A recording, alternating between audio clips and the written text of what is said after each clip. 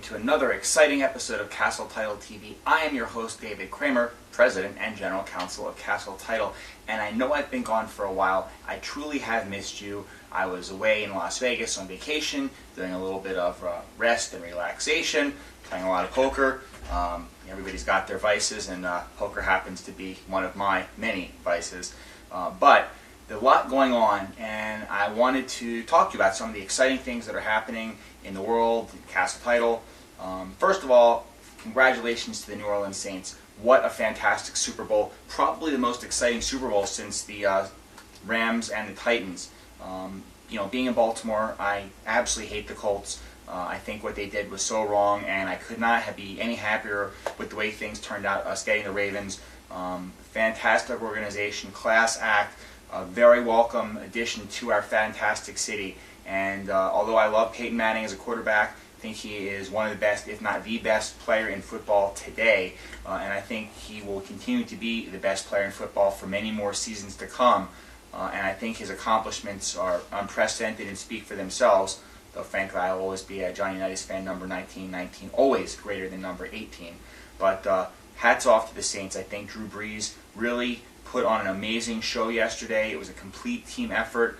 I love to see the underdog win. I love to see the Saints win when they've had so many bad seasons. I love to see the city of New Orleans accomplish something as a community. It's huge. I'm sure they'll be partying on Bourbon Street long past this week, next month, next summer. It's fantastic. It's such a huge thing. And if you have a team in your city, hopefully sometime after my lifetime they'll win the Super Bowl, because I'd like to think that all of the remaining Super Bowls will be either won by the Seahawks or the Ravens. So that was exciting. Yesterday I drove 3.5 hours to College Park to see the Maryland Terrapins take on the UNC Tar Heels. Fantastic game, completely worth the trip. It's so nice to see Coach Williams having the team really firing on all cylinders. All the players are contributing. Really feel very optimistic about the rest of the season. The remaining ACC games we have against Virginia Tech, and or not Virginia Tech, against Georgia Tech and Duke and Clemson. There's some really tough games coming up, UVA, but I really feel that he's really positioning this team for a really deep run into March Madness, and that's something to be very excited about. Snow. That's really what today's episode is about. It's not a weather forecast, even though we are expecting another 12 plus inches of snow in Baltimore, because the 30-some inches we got over the weekend clearly wasn't enough, and we're going to have unprecedented record snowfalls here in Baltimore this year. But what I want to talk to you about is what I'm seeing, and I think it's a more lighter, fluffy topic, being our first episode back in a while, and frankly, what's lighter and fluffier than snow?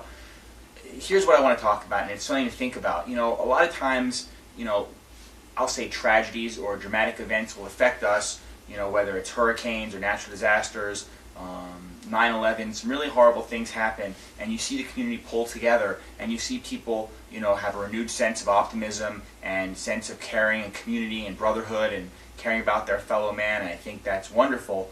And it's unfortunate that it sometimes takes really tragic events to bring out the best in all of us. I'd like to think that it's there all the time, but often what happens is, the event will happen, people will change their behavior for a short term, and then things go back to business as usual, because everybody deals with, tragedy and adversity in different ways. But with this snow and unprecedented rates of snow and people being locked in their homes or housebound and without electricity, what I've seen has been really impressive and unprecedented in my own community.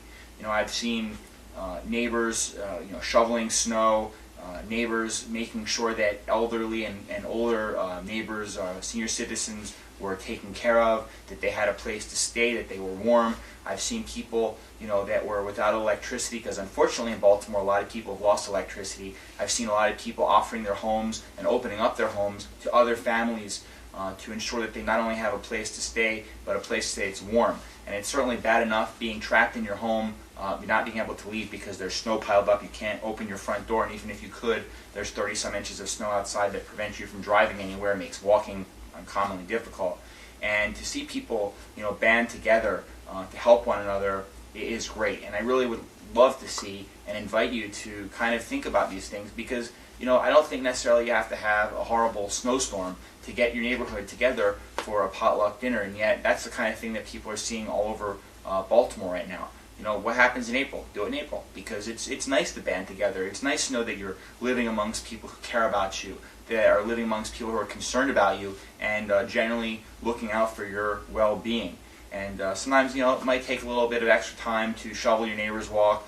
I have a snowblower. I was helping out some of my neighbors clean up their walks and their driveways. And sure, I'd rather be inside and warm. But the reality is that I know that they would do it for me. And it's just something to think about. I know that we have, like I said, more snow coming. And maybe it's a good idea to start thinking about tonight and tomorrow. What can you do? How can you not only prepare to help your own family get through this time, but how can you help your community? How can you help your neighbors?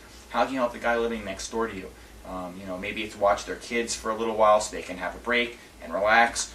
Maybe it's bake brownies or cookies. Maybe it's shovel their walk. Maybe it's ask if they need an extra blankets. But whatever you can do, it really means a lot. And I think that a lot of this goodwill and kind gestures ultimately will come back and benefit you down the road. Maybe not something that's immediately apparent, but we shouldn't necessarily do things anyway to get something back. But I truly believe that when you do good acts and when you take care of people and you look out for other people and do selfless things, I genuinely believe that it does come back to you, and it comes back to you, in ways that you can't imagine, multifold.